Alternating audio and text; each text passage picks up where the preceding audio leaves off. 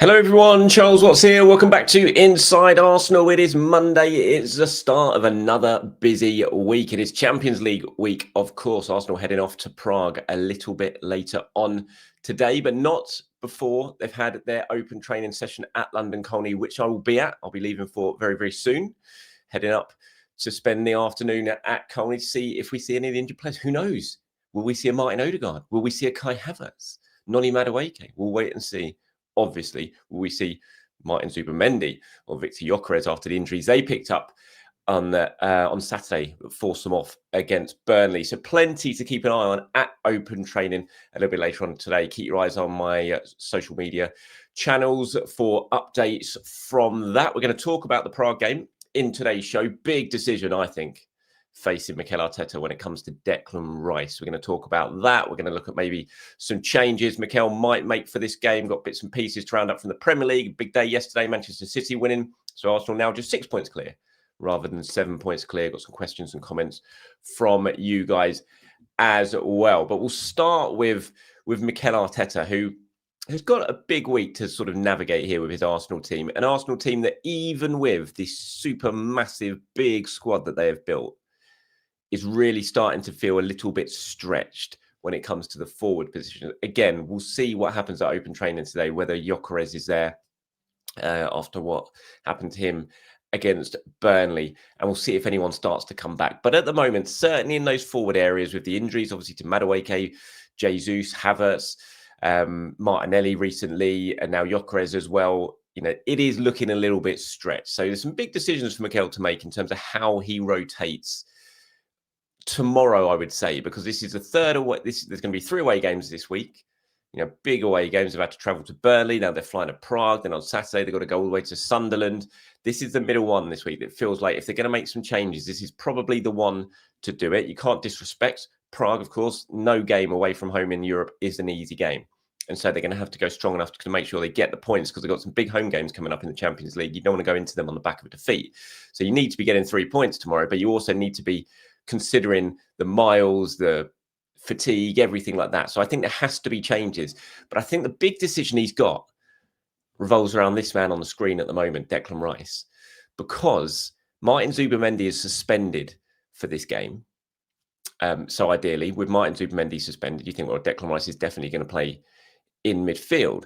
But the issue here is Declan Rice is 1 yellow card away from a suspension as well in the Champions League. And if he got a yellow card tomorrow, that means there is no Declan Rice against Bayern Munich, which you really don't want to happen. You want Declan Rice in your midfield against Bayern Munich. This is probably, when you look at the games, this is a real crucial one, that Bayern Munich game. If Arsenal can get 3 points there against a team who are really banging form when it comes to this season so far, Bayern Munich are on an absolute roll under Vincent Kompany this season. And you want Declan Rice in that midfield, so you don't want to miss it. But if he gets a yellow card, then he will miss it. So ideally, you just leave Declan Rice out of this game. But if Martin Zubimendi isn't fit, then you're taking your 2 best midfielders out of a very important match as well. So I think it's a big decision for him. There are options, obviously. Christian Norgard, who we saw came on, I think will come into the midfield in you'd think in that number 6 position. So what do you do with Declan Rice then? Do you play Mikel Merino as your left 8 and then have Eza on the right, or Ethan Waneri on the right? Because I think Eza needs a rest as well. He's played a lot of football recently. So I think it's a really important decision. I'd love to get your thoughts on it. Would you play Declan Rice? Would you risk him in this game and just say, look, do not get a yellow card? Or do you say to Declan Rice, okay, we're going to leave you out, going to not take the risk so that you're definitely going to play against Bayern Munich? But then what do you do? How do you set up your midfield in what is still an important game? So I'd love to get your thoughts on it. Please do pop down into the comments below and give me your thoughts on what you're doing. I'll pull some of them together and get them included in tomorrow's preview show. If you're watching on screen now, you can see this was the 11 that lined up against Burnley at the weekend.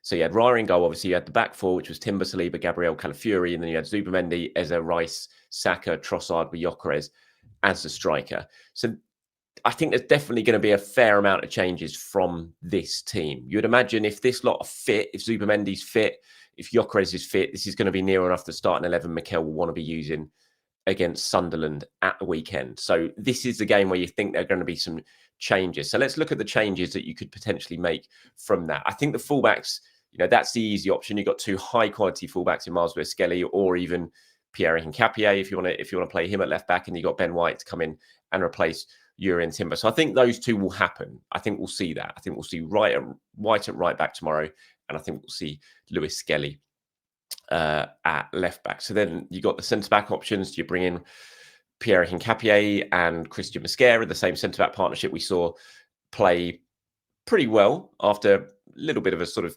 sketchy opening to the game against Brighton in the Carabao Cup. Do you bring those two in, completely change your back four for this one?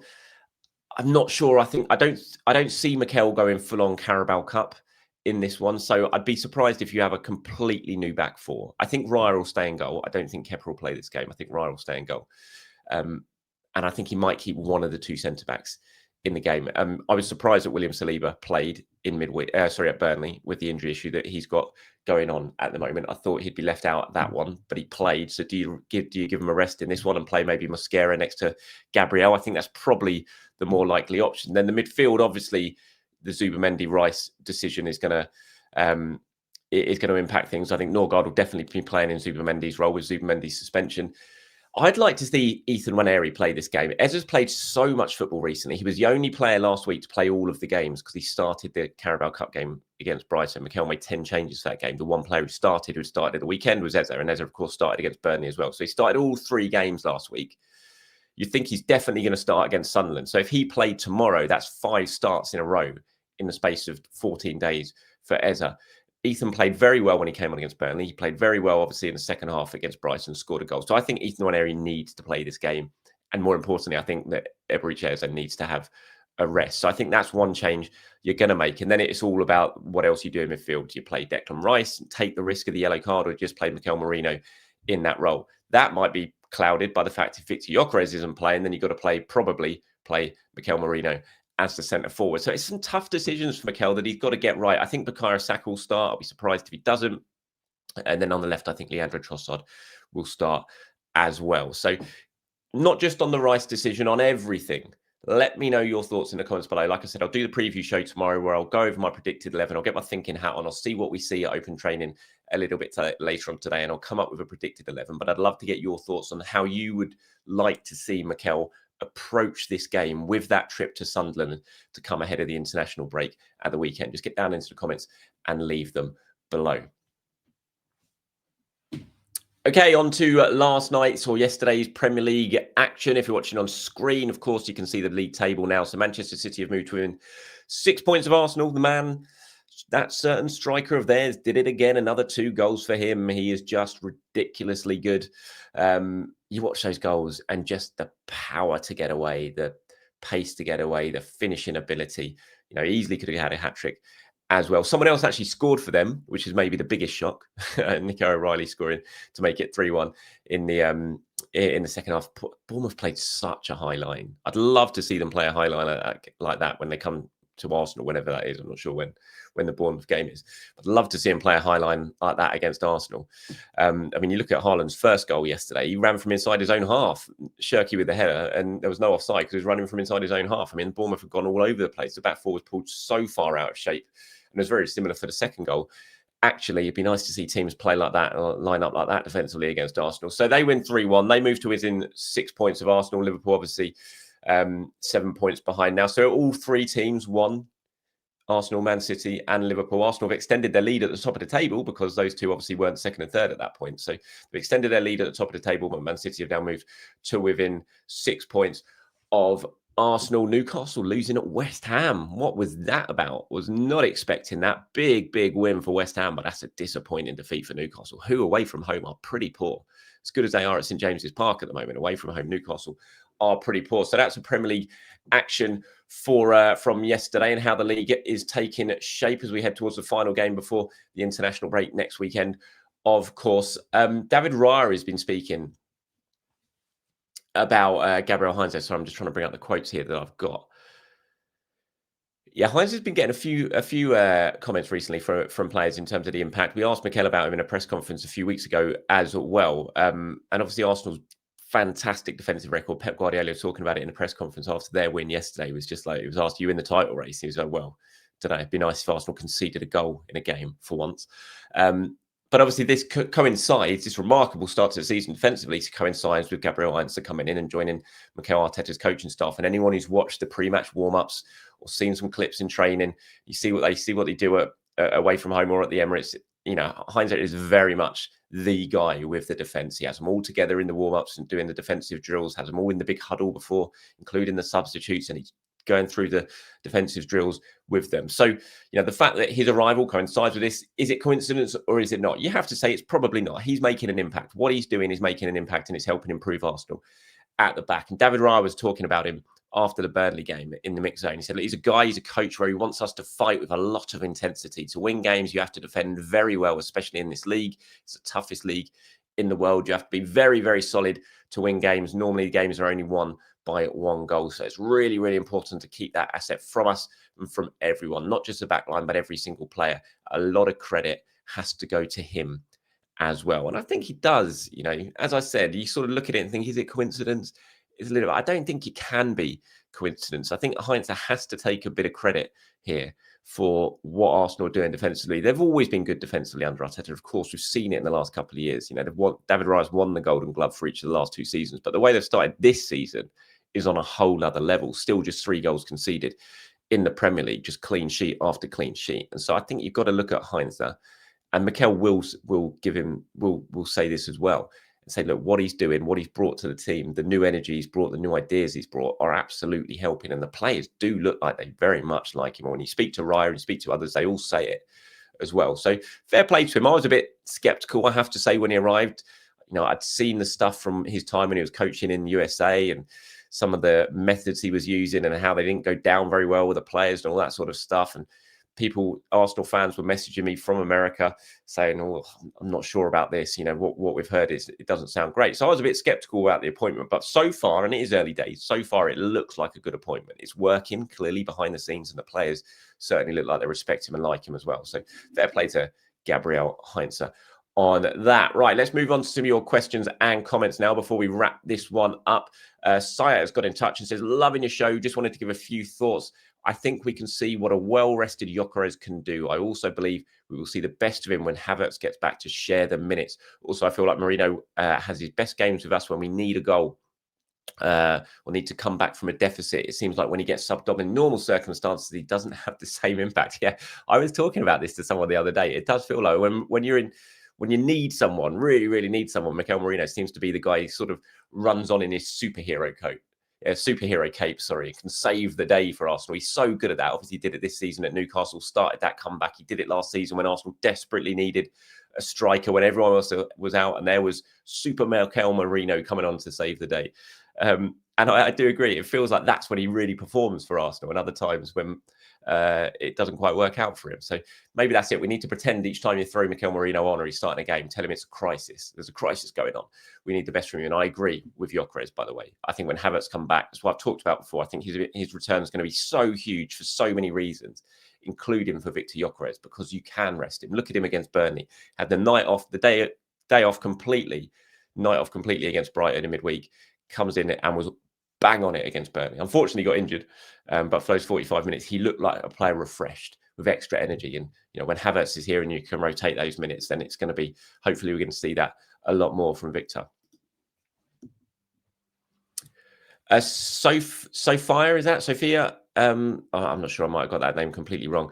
Or Sofian Mendy says, Charles, what are you making of Eze's performances? It seems he's far away from his level at Palace. Really disappointing for a 65 million player. He had his chance while Martin is away, and so far he's bottling it. That's a bit harsh language, I have to say. I certainly don't think that. Has Eze been great? I don't think he's been great. Has he been bad? No, I don't think he's bad. I think he's just been decent. No more, no less. Really, he's won Arsenal 3 massive points against Crystal Palace with a moment of individual brilliance, which is the reason he's been signed. And he's adjusting to a new way of playing in a completely different position at the moment. He's playing as a 10. He didn't really play as a 10 at Crystal Palace. He played off the left in that front 3 with Mateta and Sarr. Was given freedom, obviously, to come into the central areas, but he's adjusting to a Mikel Arteta team. It's not easy. It's not great. And I think there's definitely room for improvement, but I think he's certainly made a mark. He's scored a couple of goals. He's got some assists.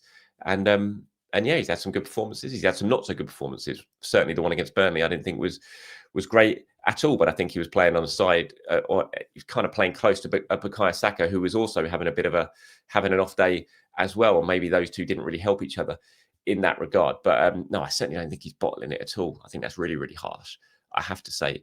And I don't think it's been disappointing for a £65 million player. I think the signs are good, to be honest. I think he needs to get better. I think he will get better. But yeah, that's my thoughts on that. I got one from John here. He says, "Hey Charles, where do you think our second string would finish in the Premier League? A team of Kepa, White, Mosquera, Hincapié, MLS, Norgard, Marino, Ranieri, Madueke, Martinelli, and Havertz. And this doesn't include one of Eze, Odegaard, Jesus, Dowman. To my mind, this is a top 4 team on its own. I mean, it would go close. The issue there, obviously, is if you've got injuries, who comes in as your substitutes for that second string, if you're not including the other players as on the subs bench. But yeah, as an actual out-and-out 11, how strong would that be against a lot of Premier League teams at the moment? I think it would push them all, a hell of closely to the top 4. I mean, that front 3 of Madueke, Martinelli, and Havertz, that's really, really exciting. There's goals in that. The midfield, I think, would be probably the one area there that you look at and think, I think the defence could be quite easily got at through that midfield, certainly against the best teams. I wouldn't be too confident going into, Anfield or St James's Park or Etihad with Norgard as a holding midfielder, then Ethan and Mikel Marino ahead of them as the 8s. But then defensively, I think that's a really solid backline and a very good goalkeeper as well. So even if they got through the midfield, then maybe the defence would do a decent job at keeping out the attackers. So yeah, I think it would go close to a top 4 team, I would say. And that shows exactly how strong our squad is at the minute. Thank you very much, John, for that. And thank you everyone else for getting in touch and leaving your comments or your opinions. Like I said, for tomorrow's preview show, please do give me your opinions on what Mikel should do, how he should approach this game, what he should do with Declan Rice, what decision he should take. Does he play him? Does he take the risk of the yellow card? Or do you leave him out completely and make sure he is available for Bayern Munich? Like I said, I'm going to head into my car very, very soon. Make my way to London Colney, where I was spending the afternoon for open training. We'll see if any of the injured players are involved in that. You can keep up to date with everything from that training session on my social media channels a little bit later on today. Until then, have a good one, everyone. Enjoy your Monday. I'll speak to you soon. Bye-bye.